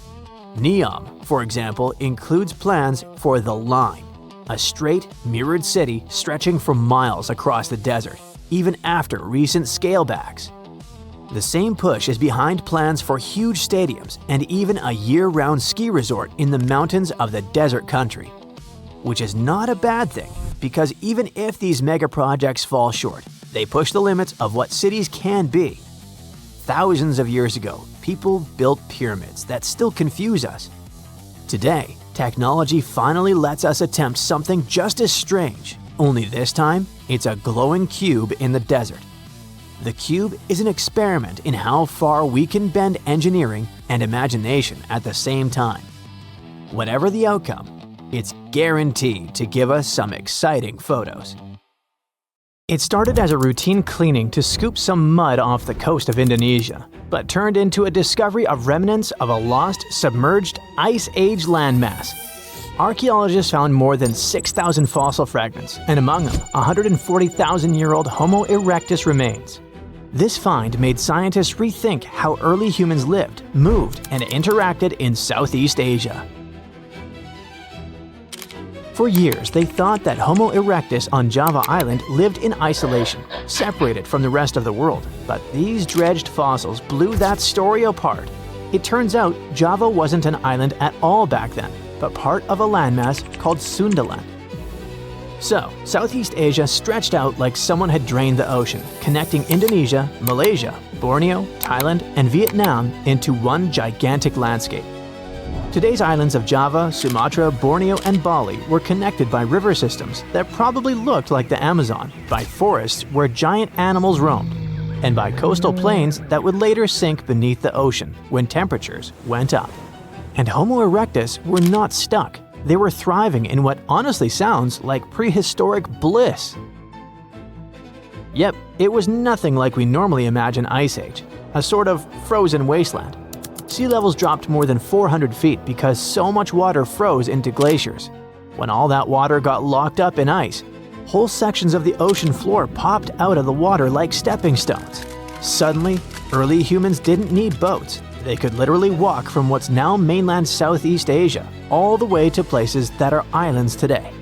They could do it while exploring and chasing herds across open land. It was sort of like a giant prehistoric highway system. That giant highway matters because it completely rewrites how early humans moved around. Instead of being trapped, Homo erectus had a whole continent to roam. They followed rivers, crossed valleys, and adapted to different environments the same way you learn shortcuts to the office or find new routes to your favorite coffee shop. And because everything was connected, animals wandered freely too. Tigers, elephants, supersized cows, and turtles the size of small cars. People followed these big animals. This among the fossils pulled from the Madura Strait, such as cut-marked turtle shells and cracked open bovid bones. When you see precise cut marks on bone, it means someone was deliberately carving meat off the bone with tools they made themselves. And cracked bones mean they were taking out marrow, which was like prehistoric energy gel, rich, fatty, and perfect when you need calories to survive. That's a level of planning and skill scientists didn't expect from Homo erectus. It pushes Homo erectus closer to species like early Homo sapiens and Denisovans when it comes to behavior. It means they weren't just surviving on scraps, they were actively pursuing animals, processing, and maybe even sharing food the same way later humans did. So if you imagine them as slow, hunched cavemen, forget that. These people were sharp. The techniques they used to process food look eerily similar to those used by other hominins. Not just Homo erectus, we're talking Homo floresiensis, Denisovans, and early Homo sapiens. That opens the door to the possibility that these groups didn't just exist side by side. They might have interacted. Maybe they traded ideas and copied techniques. Or maybe they even interbred or shared territories. All this makes Southeast Asia look not like a series of isolated islands, but like a buzzing human ecosystem, a place where different human species crossed paths. And here's the heartbreaking part. Everything we know about this place, everything humans built, lost, and discovered there, is all underwater now. When the Ice Age ended, glaciers melted like forgotten ice cream cones on a hot sidewalk. Sea levels rose. Slowly, then quickly, rivers flooded, coastlines vanished, entire human landscapes disappeared beneath the waves. Sundaland drowned over thousands of years, and the people who lived there either adapted or moved to higher ground. Archaeologists now try to interpret what these people did, how they lived, and how many human species walked that land. Every time they pull together bone or artifact from the seabed, we get one step closer to rewriting everything we thought we knew about early human migration. And the new discovery could mean that Southeast Asia may have been just as important to human evolution as Africa, the Middle East, or Europe. Looks like Sundaland wasn't a side quest, but a real mixing zone, a place where humanity experimented, adapted, learned, and evolved. Unexpected finds like this one in Indonesia keep popping up around the world and surprising scientists. Farmers in China were hoping to scoop up bat droppings for natural fertilizers inside a narrow limestone cave. But instead, they spotted pieces of fossilized bone that looked suspiciously like parts of a human skull. This skull turned out to be ridiculously old, around 300,000 years old. Scientists eventually named the fossil Maba 1.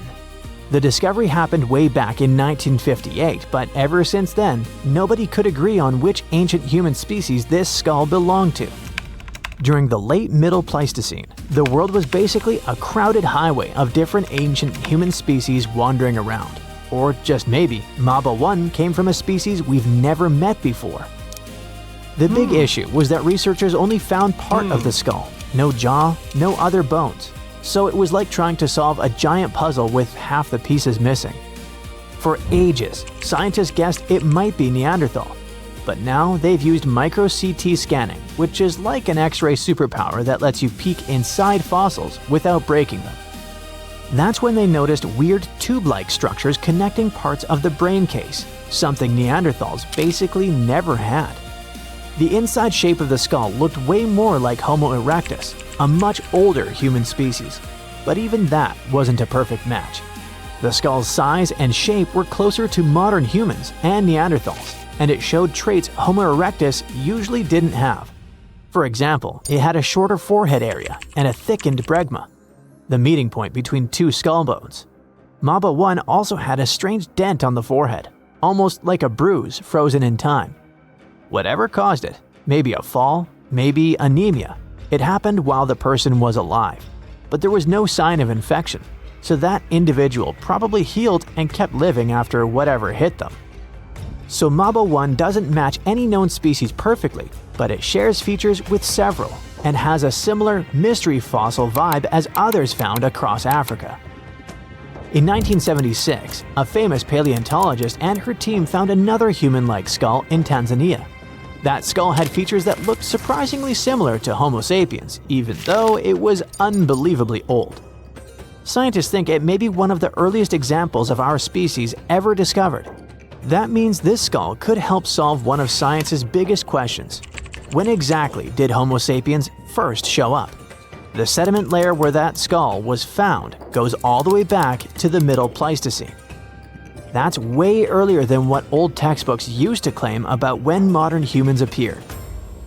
And then there's the skull that turned up in Zambia's Broken Hill ore mine. Miners literally stumbled on it, plus a few other bones, completely by accident. Scientists started calling it Rhodesian Man, and at first, everyone thought it might be the big missing link between Homo erectus and Homo sapiens. But with newer research tools and better dating methods, they discovered it's around 299,000 years old and probably belonged to someone from the species Homo heidelbergensis. Every new fossil acts like a missing puzzle piece on the giant chaotic story of human evolution. Each one helps scientists connect species that once seemed unrelated, redraw family trees, and rewrite chapters of our past we didn't even know were wrong. Deep under the ground, beneath the forests, the rivers, and the cities of Brazil, scientists have found a treasure. Not chests full of gold coins and jewels. This treasure isn't oil either. In fact, 100 years ago, almost nobody cared about this material at all. But today, this treasure has the power to turn any country into a superpower. So what is it? Ready? Brazil has discovered enormous deposits of REE, rare earth elements. If you want a shorter name, just call them the new gold. Rare earth elements are a group of 17 elements from the periodic table. Chemists divide them into two groups, light rare earths from lanthanum or europium, and heavy rare earths from gadolinium to lutetium. For most people, these names sound like magic spells from the world of Harry Potter. Avada Samarium, Expecto Gadolinium. You may never have heard of these names before, but they're hiding everywhere around us. Our modern world would collapse without them. We call them rare because they don't usually gather in one place. They're spread out through large areas of rock and soil, so it takes a lot of work to collect them. They're hiding from us, and we have to dig and separate and process huge amounts of ground before we get a small amount of these elements. But what do we get in return? We get technology. We get clean air, better energy efficiency, lighter parts for machines, brighter screens, and stronger magnets. Rare earth elements are like secret ingredients. On their own, they don't look impressive. But when you combine them with other materials, they produce powerful reactions. They make glass for lenses, engines, phones, headphones, MRI machines, solar panels, and many other things. Without them, airplanes would be heavier, rockets would be slower, screens would be darker, and many products simply wouldn't exist. One example is neodymium, which is used to make magnets. Not those that you put on your fridge after travel. A wind turbine needs a magnet made from neodymium. That turbine produces electricity. The electricity charges your laptop. Your laptop lets you watch videos and play games. It's just a magnet, but it directly affects your life. But this magnet can't exist without neodymium.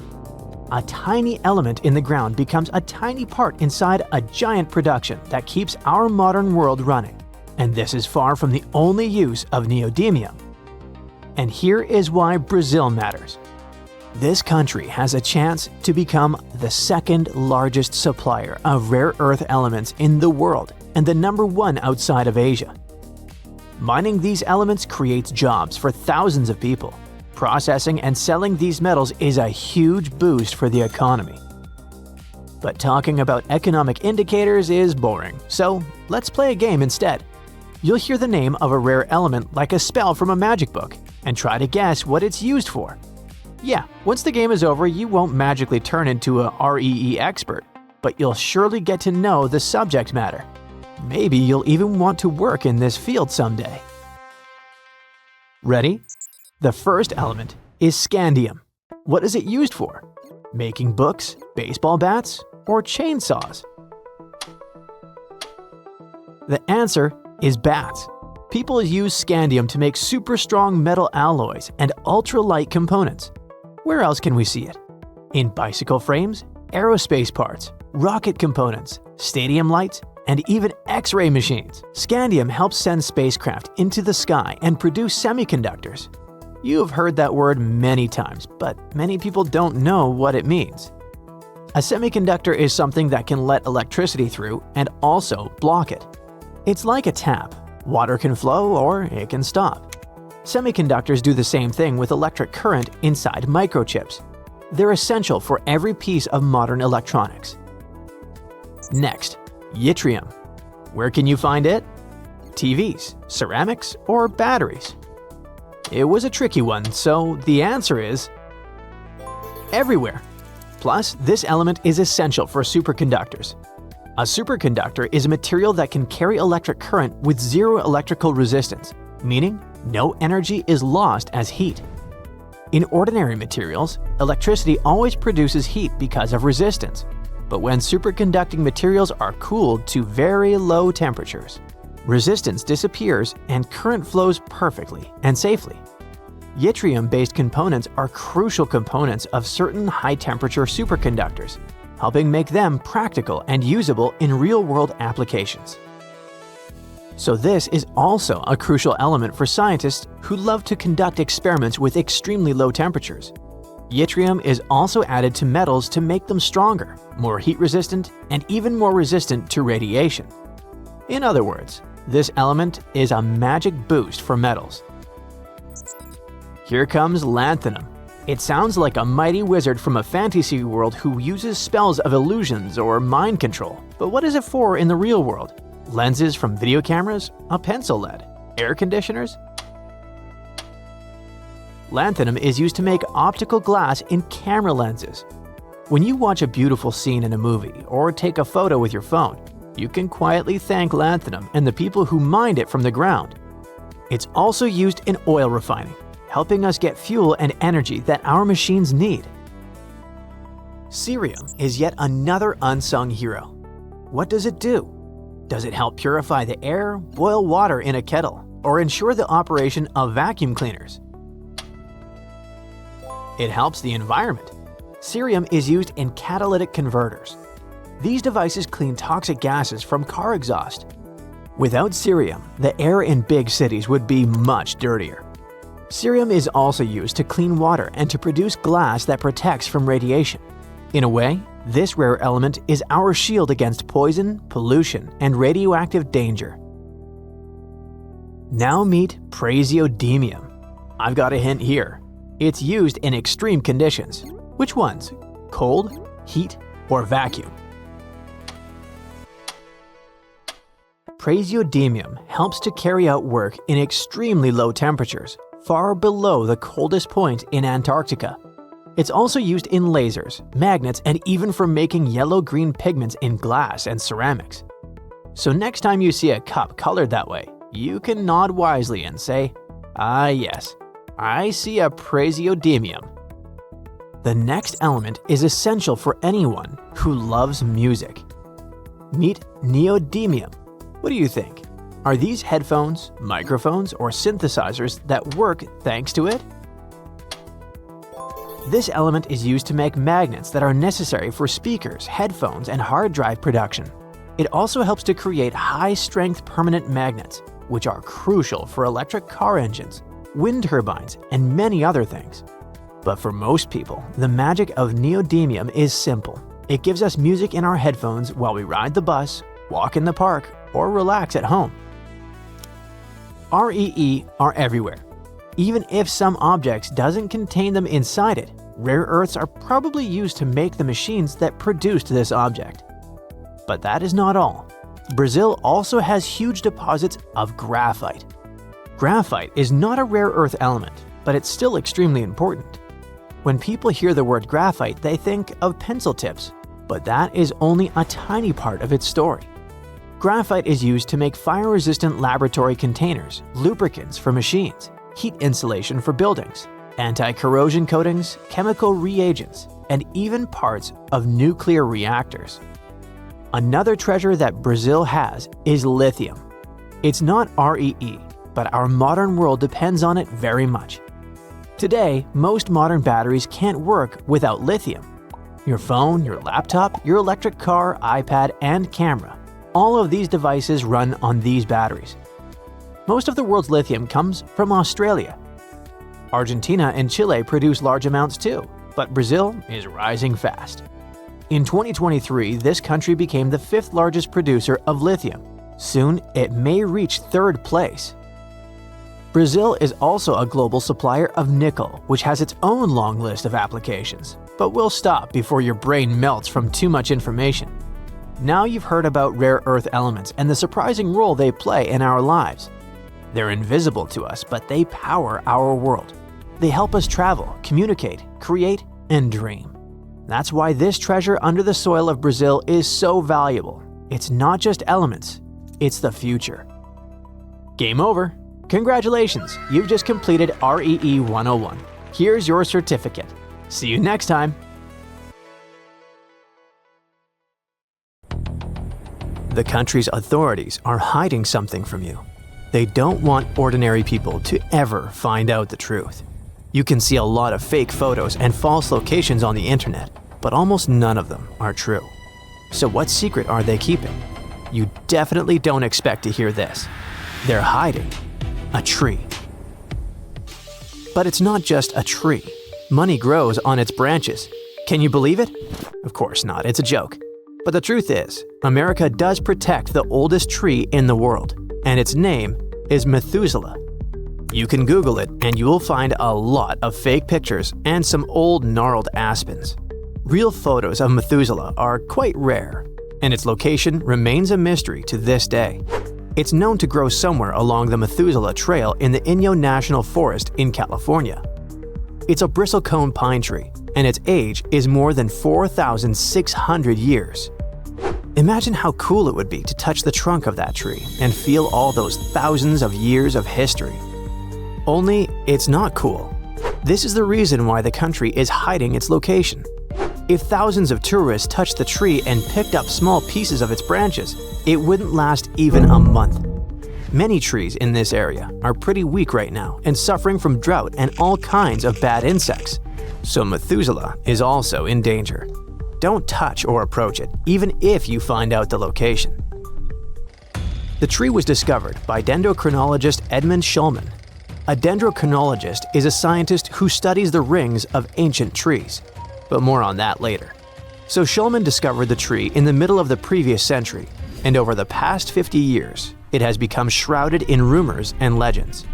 But how did Shulman know it was the oldest? In 1957, he took a core sample and studied the tree's annual rings. You see, every year, a layer forms inside a tree, resembling a ring. But scientists don't cut the trunk, don't worry. They extract a piece as thick as a pencil, and that's enough. The more layers, the older the tree is. So, Shulman counted Methuselah's rings and found out that it's been growing for more than 4,600 years. This means it's even older than ancient giant redwoods, which were considered the oldest trees on the planet. In 1958, Shulman told the story about the existence of Methuselah and posted its photo in National Geographic. From that moment on, the tree became popular. Many people wanted to pluck a cone or twig from it, so the authorities forbade publishing information about the location of the tree. Later, other scientists examined Methuselah's rings and suggested it could be younger, though some rings were too faint or damaged to count. In any case, it remains the most ancient tree on Earth, officially confirmed that is. But it wasn't always like this. Back in 1964, a geographer, Donald R. Curry, stumbled upon a tree called Prometheus, which was about 5,000 years old. And you know what he did? He just cut it down. There are many theories about why he did it.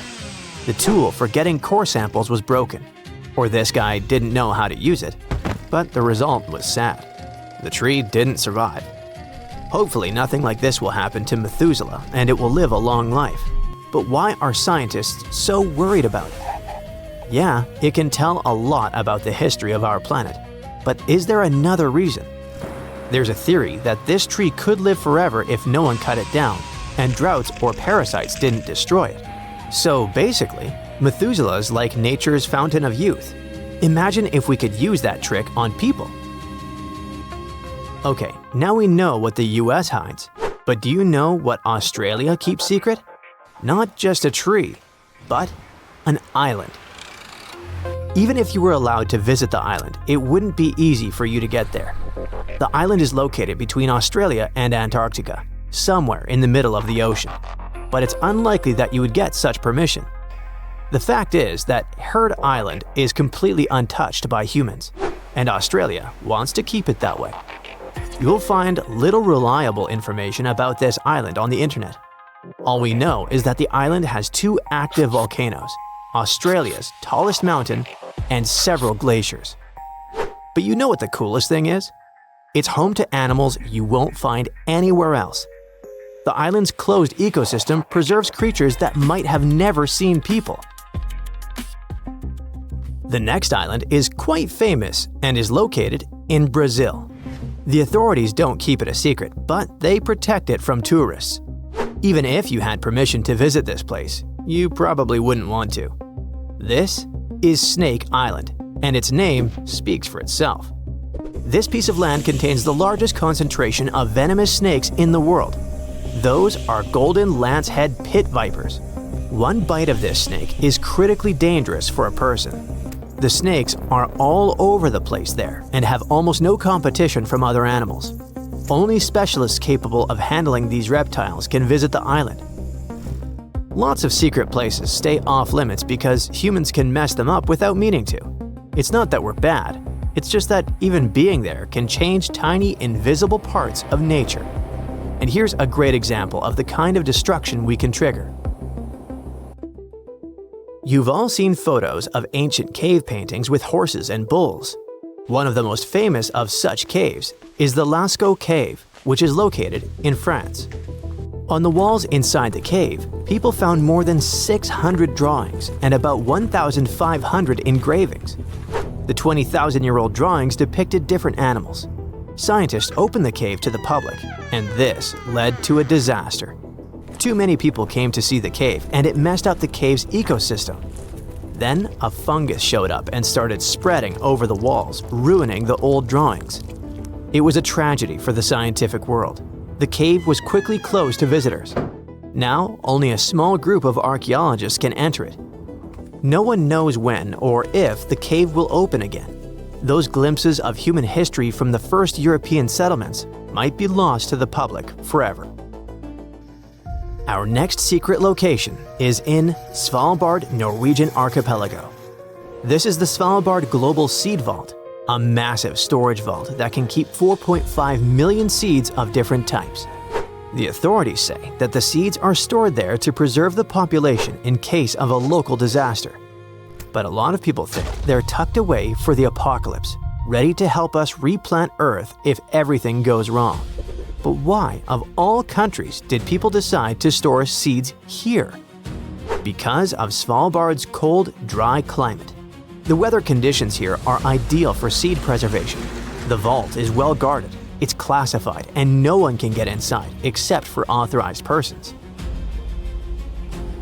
All our secret places are connected with nature. An island, a forest, a cave. But how about finishing the video in the city? It's in plain sight, but it hides a secret room that is impossible to enter. In Atlanta, Georgia, inside a museum with top-notch security, the secret Coca-Cola recipe sits locked away in a massive safe. What? Yes, this is probably one of the most guarded secrets in the world. Money, diamonds, ancient artifacts. None of them get the kind of protection a single sheet of paper with the Coke recipe does. This secret has been kept there for more than 125 years. The unique storage design and security system make burglary almost impossible. You can visit a specialized museum and see the door to the vault, but nothing else. Sure, it sounds a little crazy to guard a single piece of paper, but then again, this drink has made the company billions. Coca-Cola has been one of the world's favorite drinks for over a century, and it's still raking in massive profits, so it's not surprising that its recipe is kept so secret. Well, get this. Scientists could bring Neanderthals back to life within the next 20 years. Not as fossils, not as simulations, but as actual living beings.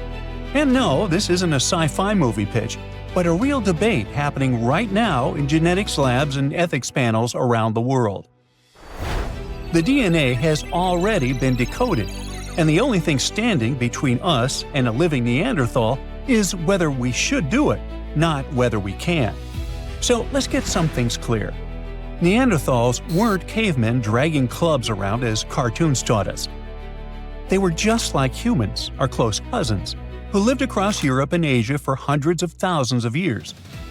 They cared for injured members of their society, made tools, wore clothing, and survived scary Ice Age conditions that would wreck most modern humans. Then, around 35,000 years ago, they vanished. No one fully agrees on why. Changes in temperatures, competition with Homo sapiens, health issues, or interbreeding. All of it probably played a role. The reason this resurrection talk even exists is that scientists finished sequencing the entire Neanderthal genome back in 2010. It's like an instruction manual written in DNA, telling a body how to grow, function, and survive. Now, once you have that manual, the question shifts from what were Neanderthals like to could we rebuild one? This is where CRISPR enters the story. It's a gene editing tool that works like molecular scissors. It lets scientists cut DNA at precise spots and replace sections with different genetic code. They already use it to study health conditions, edit embryos in animals, and even modify human stem cells in labs. Now, in theory, scientists could take human stem cells and slowly replace modern human DNA with Neanderthal DNA, piece by piece. One famous geneticist from Harvard says it could happen within a couple of decades. He doesn't mean that copying a Neanderthal straight from a fossil, because ancient DNA is too damaged for that. Instead, his idea is to take human DNA and slowly change it piece by piece until it matches Neanderthal DNA. So it wouldn't be a copy from the past, but a modern human body rebuilt using Neanderthal instructions. Whoa! Scientists are willing to go through all that because they want answers to questions like why Neanderthals disappeared and we survived. How did their brains work compared to ours? Did they think differently, feel differently, or process language in unique ways? A living Neanderthal could answer questions that bones and fossils never can.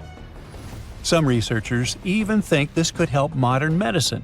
Since Neanderthal genes influence immunity, metabolism, and inflammation, studying a full Neanderthal biology could reveal why certain conditions hit humans the way they do today.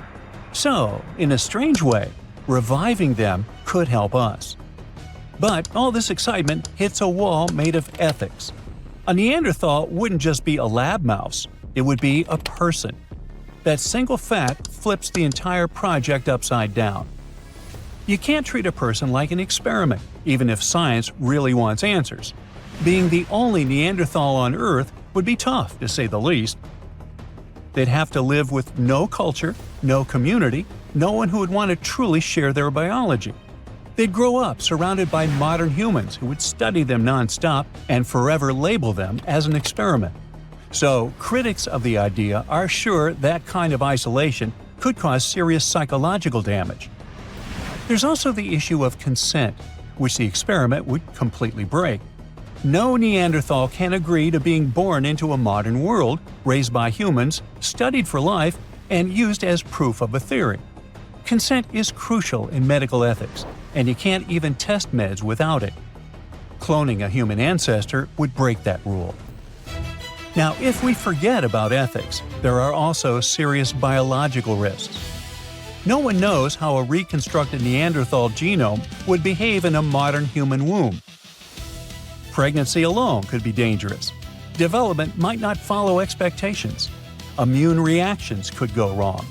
Even small genetic mismatches can cause massive problems when you're building a whole human from scratch, And even if everything worked out, the results might disappoint.